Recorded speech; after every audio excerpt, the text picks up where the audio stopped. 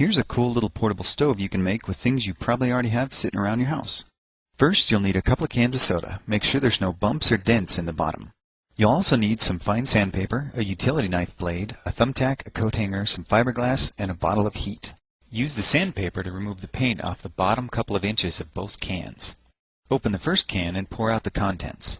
Using a book to hold the utility blade, carefully cut off the bottom inch of the first can, and then use the sandpaper to smooth out the sharp edge. Use the second can to stretch out the lip of the bottom half of your stove. Now just add some fiberglass and your bottom half is done. Make the top of your stove the exact same way. Before assembling the two pieces, you'll need to use the thumbtack to create a fill hole in the top half. Now comes the tricky part. Carefully place the top half inside the bottom as level as possible so the edges don't catch. Use a shim from the leftover piece of can if you're having problems getting it to fit. Once you have it lined up, squeeze it together as tightly as you can get it.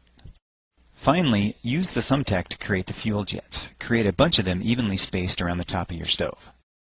If you don't already have a pot stand, you can quickly make one with the wire hanger. Just be sure to sand off the outer coating first. Now it's time to test it out.